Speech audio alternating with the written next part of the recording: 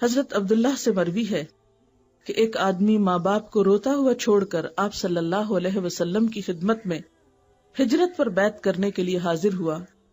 آپ نے فرمایا جاؤ اپنے ماں باپ کے پاس واپس جاؤ اور ان کو اسی طرح خوش کر کے آؤ جس طرح تم ان کو رلا کر آئے ہو، یعنی ان کو ناراض نہ کرو.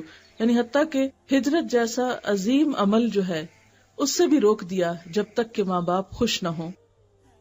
پھر تیسری چیز ہے ان کی خدمت کرنا، کیونکہ زبان سے شکریہ بول دینا یا ایک دو لطیفے سنا کے ہنسا دینا اور سمجھنا کہ ہم نے شکر گزاری بھی کر لی اور ان کو خوش بھی کر دیا، یہ کافی نہیں ہے.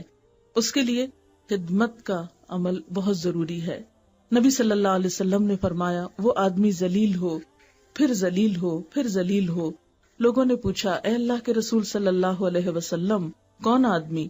فرمایا وہ آدمی جس نے ماں باپ کو بڑھاپے کی حالت میں پایا، دونوں کو پایا یا کسی ایک کو پایا، پھر ان کی خدمت کر کے جنت میں داخل نہ ہوا. یعنی خصوصاً بڑھاپے میں ان کی خدمت ضروری ہے، اور پھر خاص طور پر جب کوئی اور بہن بھائی نہ ہو یا دور ہوں اور آپ ہی ان کی مدد کر سکتے ہوں.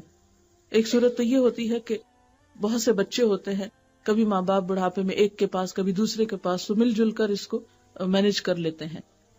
لیکن بعض اوقات ایسی صورت ہوتی ہے کہ آپ کے سوا کوئی اور ان کا خیال رکھنے والا نہیں، تو اس صورت میں خاص طور پر یہ وعید سنائی گئی کہ پھر ایسے شخص کے لیے تو جنت بھی حرام ہے، کیونکہ آپ سب جانتے ہیں کہ ماں کے قدموں تلے جنت ہے. پھر اس کے بعد یہ ہے کہ خدمت کے ساتھ ساتھ عاجزانہ رویہ بہت ضروری ہے. بہت سے لوگ ماں باپ کی خدمت بھی کر دیتے ہیں لیکن ان کے سامنے بدتمیزی سے پیش آتے ہیں، ان کے سامنے تکبر کرتے ہیں. اس سے روکا گیا ہے اور عاجزی اور انکساری کا سبق دیا گیا ہے. کیونکہ ہوتا ہی ہے نا کہ جب ہم خدمت کرتے ہیں تو ہم سمجھتے ہیں ہم نے بڑا احسان کیا ہے، اور پھر وہ کہ ہمارا حق ہے اب ہم جو چاہیں سنا دے کسی کو. نہیں، خدمت کرنے کے باوجود عاجزی اور انکساری. اس میں قرآن پاک کی ایک آیت آتی ہے وَاخْفِضْ لَهُمَا جَنَاحَ الذُّلِّ مِنَ الرَّحْمَةِ، ان دونوں کے لیے رحمت کے ساتھ اپنے کندھے جھکا کر رکھو. یعنی شفقت کا معاملہ کرتے ہوئے اپنے پوسچر میں بھی عاجزی رکھو. یعنی ماں باپ کے سامنے آپ اکڑ کر نہیں بیٹھ سکتے، کندھے نہیں اچکا سکتے، گردن نہیں پھیر سکتے یا سر نہیں جھٹک سکتے.